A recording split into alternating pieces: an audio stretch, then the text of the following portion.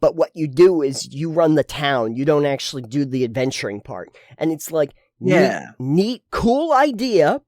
Like interesting idea. I don't know about cool. Yeah. I think Moonlighter did it better. Moonlighter did, because you run the store, but you also do the adventuring, yeah.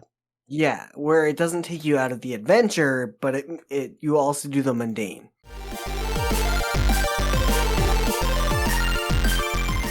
Alex, I don't know if you are aware of this, but Steam has been having a little bit of a Next Fest where they're debuting all of these demos for different upcoming games. I don't know if you've been able to play any of them or not, but... I haven't really looked. I've been busy. Yesterday we got 3 pallets of wood pellets delivered, and... Oh boy. And I was doing some other handy around the house things in the morning. Perfect. I love that. To be fair, I just realized this like a day or two ago, and then downloaded a bunch of demos, and then tried to play as many as I could before we recorded. I still have a few that I want to check out. For the record, there's one called Forever Skies, one called Earth from Another something. I can't remember what that is. And then Earth from Another Earth, maybe. Maybe it is, yeah. Earth from Another Earth, from Another Sun. Earth from Another Sun. And Diluvian Winds, which I will be playing before we record next time. But I did manage to put myself through the demos of 5 games, and I figured that I would talk to you about those. They were fairly prominently featured. Number 5. Do I have to get that Chilsea video out sooner? Just please don't. We're gonna, the lost episode. Okay. So the one that I think everyone was kind of interested in, I know that we've both been thinking about it, was Bandit Simulator. Bandit Simulator, for people that don't know, is basically a game that's set like in the medieval era, where you play the bandit in town, going around to steal people's shit. It's basically what it is. It's Skyrim, but you're just a thief. Basically, it's the Thief series, but with more Skyrim in it. Or at least that's kind of what they promote it as. So I played the demo, and I'm kind of on the fence, to be honest with you, about it. On the one hand, I like that they actually did have towns, and people that are in the towns, and you can like go into different houses, unlock the doors, go in and steal stuff as a bandit, and that you do get some tools and abilities as time goes on. The gameplay and the look of it and everything, though, felt very rough. Yeah, from what I saw of it, it looked like, in theory, it would be interesting. But interesting is where I would be like, alright, cool, polish it up, maybe. There's going to have to be a lot of it, honestly. One of the things that was really annoying is, like, the fighting mechanics. So, like, the idea that they give you at the very beginning is that you can, like, block attacks and that you can hit and everything like that, and that you can do that on guards. Guards go down way faster than I kind of thought they would, considering you're just some dude. But then I got out into the city, and I would be interacting with people, and all of a sudden, like, the buttons that I would normally use for, like, my fists are just not there, and, like, now I can't hit with my buttons. And then, like, I'd be going around town after I had a fist fight, and my fist would just be up like this, and I couldn't figure out how to put my fists away. And after I did some stuff, my fists go away, and when they start attacking me, I'm like, okay, now how do I attack? And I try hitting the attack buttons, and it wasn't working anymore. So, you know, there's some issues here about how the stealth mechanics work, and I would have liked to see more variety. Like, they'll have the little closed eye or open eye, and it's basically just the 2 states. You go, like, directly from closed eye to straight ass open.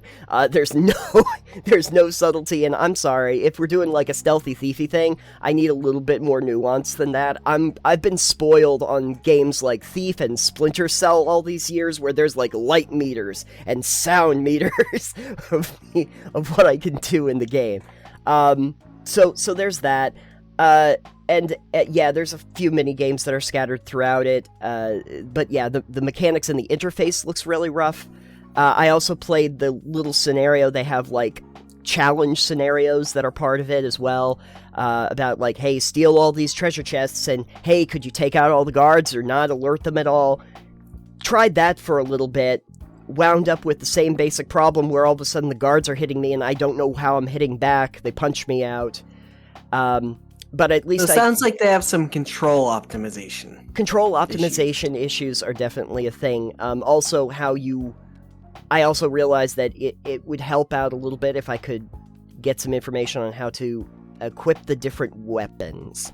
Because when you don't need weapons, you just need fists. Well, you know what? That'd be fine, except your fists are also kind of like whatever. They do give you like arrows and cudgels and stuff eventually, and like that's great. In Thief, there is nothing more satisfying than getting the blackjack out and getting behind the guards and going bop them on the head with it. Or doing like the water arrows where you could snuff out flames and stuff. Great stuff. Doesn't look like that's necessarily in this, but you can set up like traps and then wait for the guards to come along and then shoot an arrow at the trigger and have the nets like take them up into the air. So it's got some neat ideas, but it definitely feels rough. I don't know when it's coming out, but it needs some time in the oven for me. So just be aware. Maybe twice baked. It needs to be a twice-baked Bandit. There's a whole segment we're eventually going to have to do about how when people put simulator onto the end of a game, it could mean anything, man. It could be the most realistic or the most absurd thing you've ever played, and there's no way to figure out what you're going to get. This I think is trying to take like a medieval bent, without being overtly like wacky, but it also has some fairly unrealistic elements to it that doesn't scream simulator to me. So the next one that I played, though, was a much more pleasant surprise. I played one called Potionomics, and I don't know if it's your kind of game or not, but I'll explain it to you. I'm gonna guess really quick that you have to sell potions, and it has to do with economics. Very good. I love the fact that in the taglines, capitalism is one of the tags. All right. I didn't even know. but yeah, so basically you're playing this girl that goes to a town and sets up a potion shop. And she's new at this. And the potion shop is kind of run down. But the idea is that you get a few ingredients.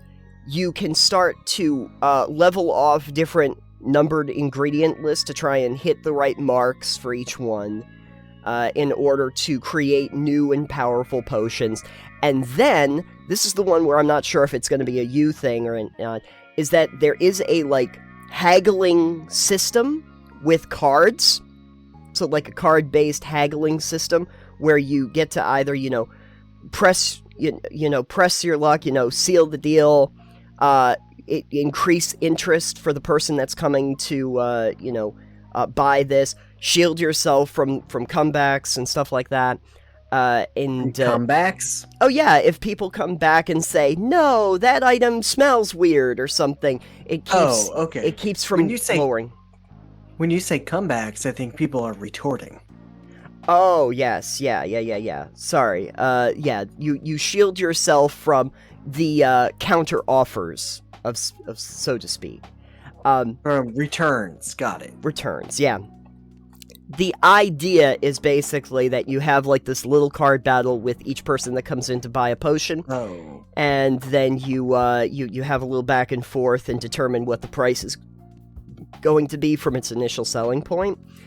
And then after you sell the potions for your day, there's also some interaction that you have with a few of the other people around town that you can increase your relationships with, and then if you get good at getting good with them, they'll give you some other special abilities and cards and stuff, or sell you ingredients.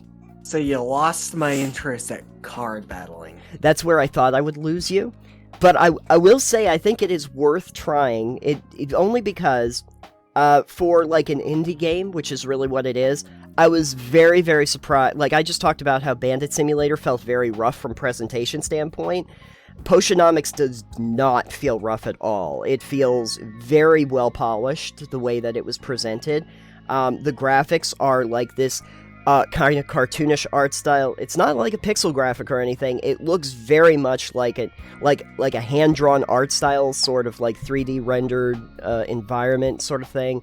The characters are very expressive. They've definitely done some work on the look and the feel of the game.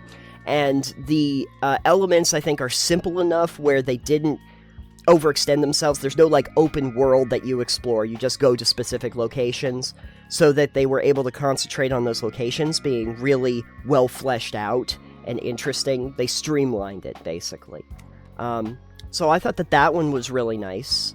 I was happy with that one. I wish-listed it, because I want to see it when it comes out. I think it comes out later in the year.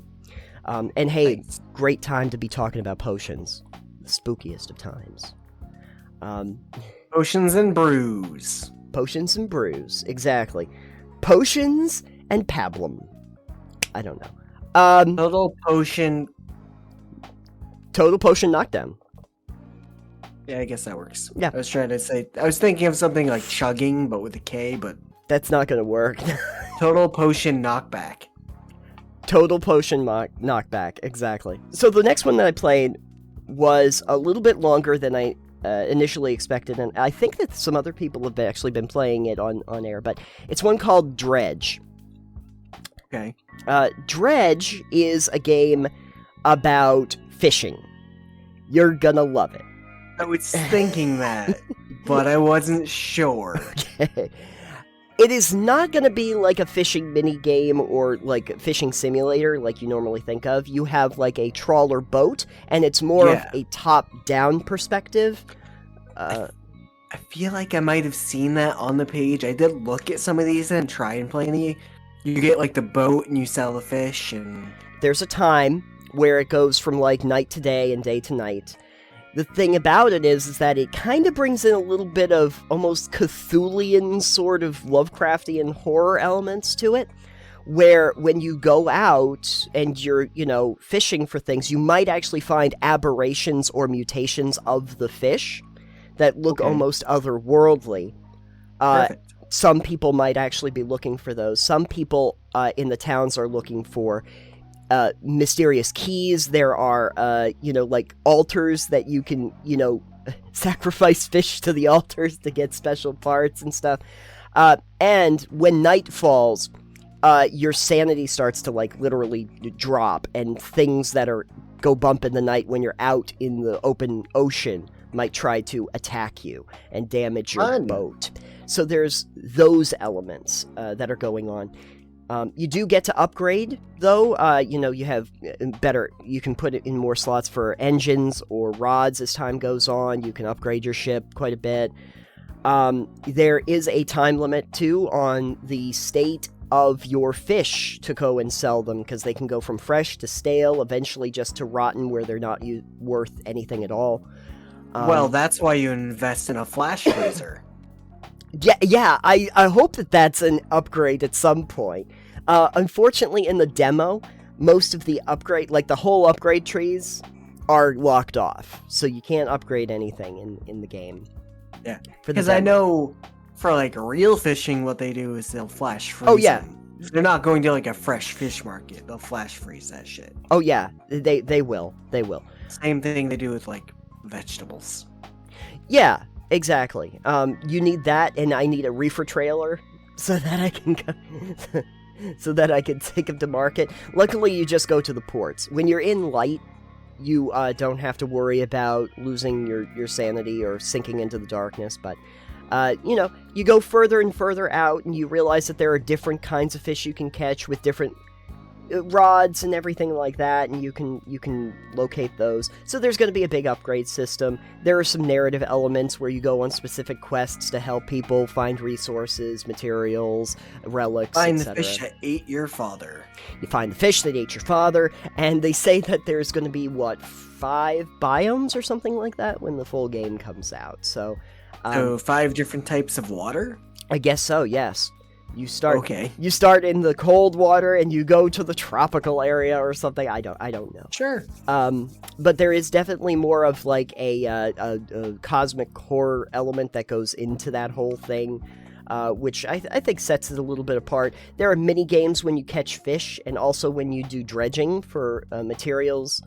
Some basic ones, nothing too heavy. I basically, press one button to hit in the right spots when you're trying to catch fish.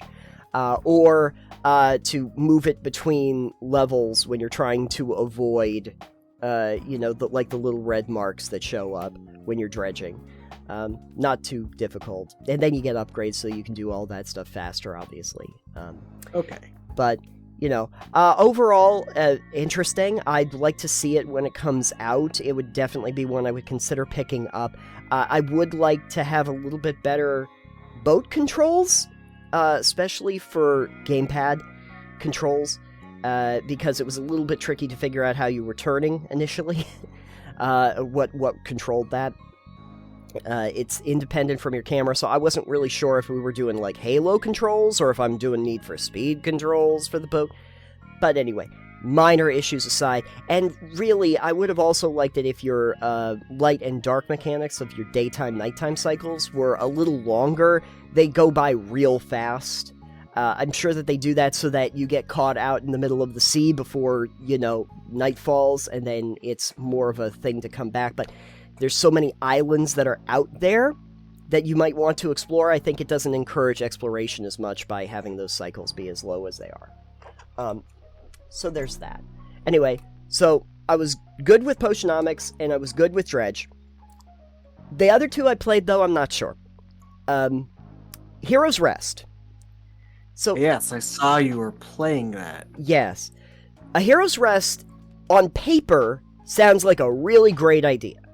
Okay, this is what it is. You're basically building a town for heroes to go to, stay, make potions, make quests for them to go out into the world to get resources for you, make a blacksmith shop and stuff so that they can go and, buy stuff.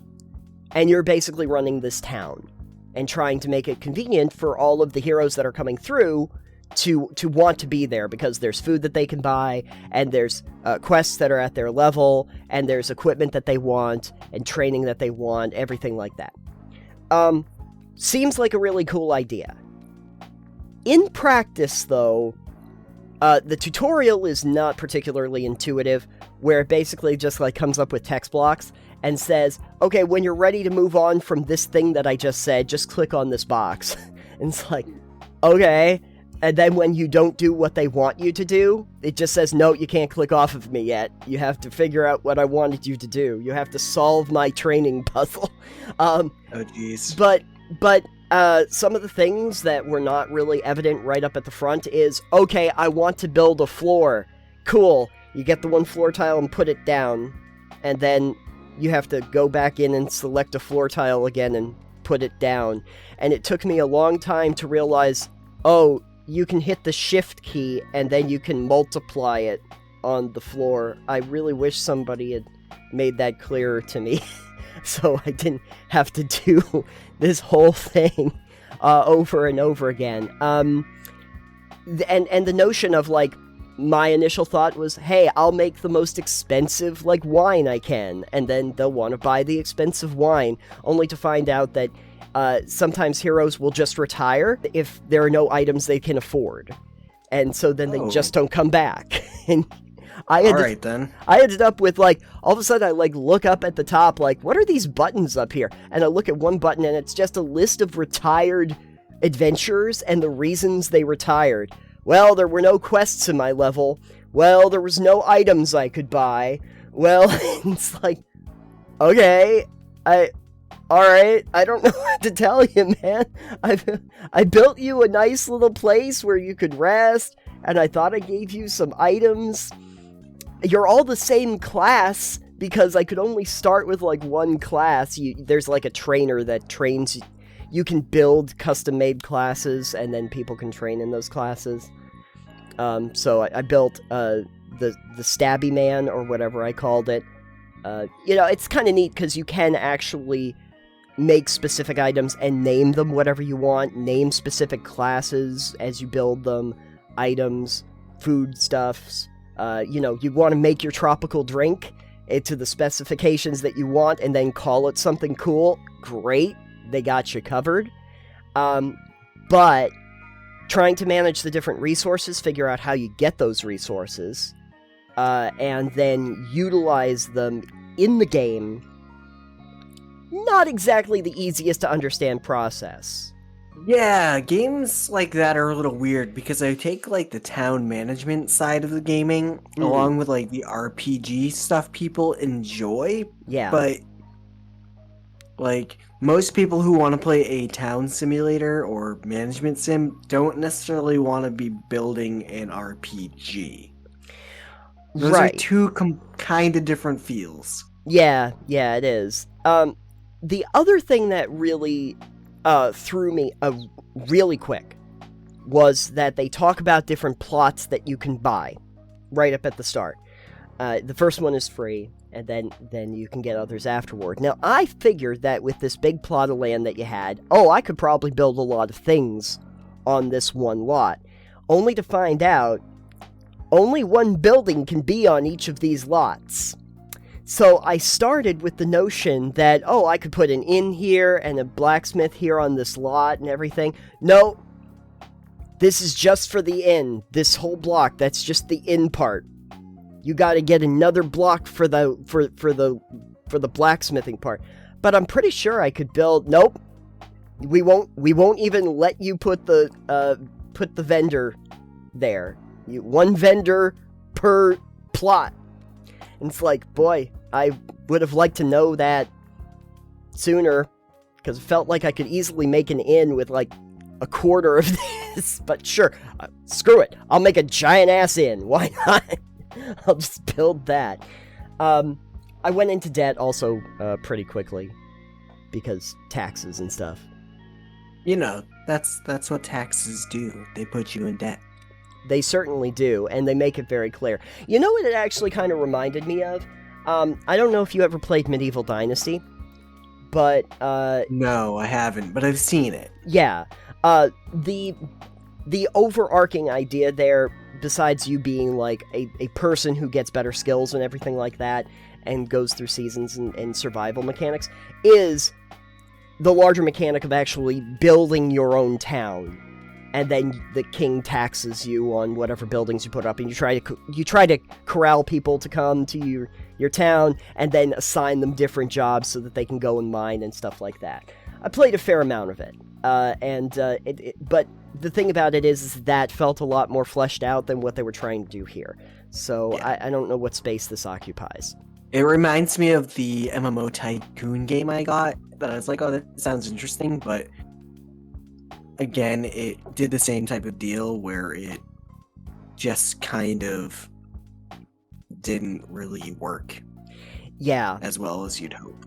Yeah, it reminds me too of a couple like free-to-play mobile games that I played, like Hero Town or Shop Titans, which kind of say, hey, what if it was like a medieval RPG, but what you do is you run the town, you don't actually do the adventuring part. And it's like, neat, cool idea. Like interesting idea. I don't know about cool. Yeah. I think Moonlighter did it better. Moonlighter did, because you run the store, but you also do the adventuring, yeah. Yeah, where it doesn't take you out of the adventure, but you also do the mundane.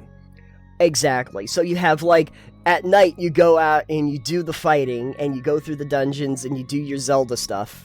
And then in the daytime, you like, open shop, set your prices on stuff, and everything.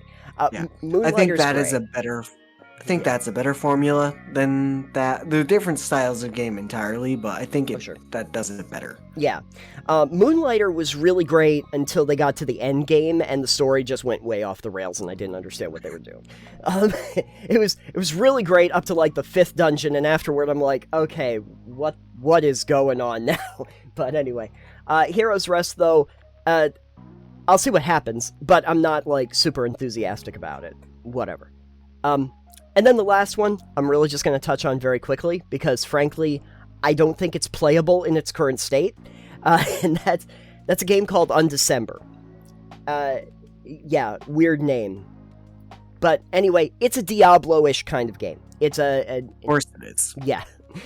Action RPG. When you start out, they kind of give you a real brief overview. Honestly, if the demo had stopped after the real brief overview of showing you different archetypes of, like, here's you with a sword, and some cool special abilities you can do with the sword, and then the arrow, where you do, like, the volley of arrows up into the sky, and you're just whipping through all of these skelly boys, just a ton of the undead come out, and you're just crushing them, just whipping through them left and right with a few different special attacks. I was like, cool, okay, I get the idea, I get the magic wand, fireball starts shooting out from me, that's terrific, feels very fast, very, very fresh. That goes on for about, like, a 5-minute tutorial, basically, to give you different archetypes. Then, it gets you, good and dead, essentially, with a cutscene, and puts you on a boat 10 years later, which is where you actually build your character. After you died? After you, like, fell on the battlefield. You just get, like, bonked out.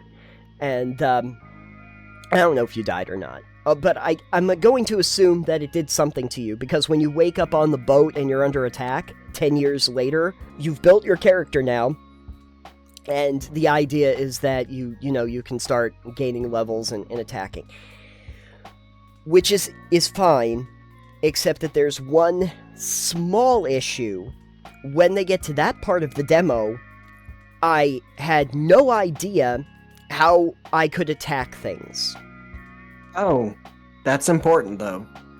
It is, because there were no, assigned skills anymore, because you don't remember any of your skills. So then my thought process is, oh, well, they make you equip one of these weapons, so I guess I have a basic attack with a weapon. But that doesn't show up either. And then I was like, okay, well, let me just play around with this, and it's like, oh, for some reason it's on the alternate weapon, which I don't have equipped. So I'll go back to the initial weapon, and then I can do a basic attack. And it's like, okay, no, that's fine. So I, killed a couple dudes. They introduce the fusion mechanics where you can actually put, like, gems that assign you skills so that I can do a fireball. So they're doing the Sacred 2 thing. Yeah, closer to that. Yeah, I get the special gems. The gems give me skills. I can put them into my little gem grid, and that the Grim Dawn thing. Yeah, but herein lies the problem. I start putting stuff in there. Now I don't even know where my basic attack is, because it's not showing up, because it's tied to the individual types of weapons. Now I'm trying to equip all the weapons, and I can't get my basic attack to work. And the skills that I just equipped for, like, fireball and stuff like that don't show up on my grid. So then I'm like, okay, well, they're not assigned skills. Okay, how do I assign the skills? And I, like, go back into my inventory. There's no way for me to, like, click on them and assign them to my skill grid so that I can use them. So at that point, I'm like, well, I guess I'm done with the demo. It's the one I didn't play to the end, because I was like, well, I give up. I don't know how to do this. I'm going to assume that this is a soft lock of sorts in the game, and I can't play it. So I hope they fix that. Yeah. Because the initial 5 minutes of it are, like, really cool. It's like, oh, it's Diablo, but it's way faster, and they're just giving you mobs of enemies, and you're whipping through them left and right, and your champions come up. Seems really nice. It looks, presentation-wise, really solid, but then it get to the point where it's like, well, they've made the interface almost impossible to utilize, so I can't play the game. So yeah, that's an important aspect of the game. Yeah, I did try to play with a controller in my hands, because I do like to do Diablo-style games that way, but I don't like point-and-click games with a controller. I try it with the controller and see what happens, and then sometimes I'll bail. But I usually start with the controller just to see how it feels, but it becomes you can't actually use the controller exclusively, because at some point you have to click on items, and there's no way to do that with the controller support. Well then. Yeah. Yeah, so there's that. Anyway, those were the first 5 games that I played during that little expedition. Some good things, some not so great things. If I had to say, though, Dredge and Potionomics are probably the ones that I'm most enthusiastic about. The other ones, I don't know. We'll see. Out of all the ones that I mentioned, Alex, do any of those pique your interest? Maybe Dredge sounds interesting, but sounds too Stardew Valley for me. Stardew Valley? Well, yeah, it's not really Stardew-ish Valley. Well, no farming, just fishing. Yeah. If you really wanted a fishing game that was more like Stardew Valley, there's one called Moonglow Bay. Oh, right. Yeah, so you could always play that one. Dredge is definitely more of like an action-y, like, game. Probably a little closer, actually, to an old one called, like, Escape Velocity, that I liked a whole lot. That where you, like, go around a map and you collect resources and gain money and stuff. There's no, like, farms or anything like that. You get crab traps, too. So that's fun. But they pinch. They do.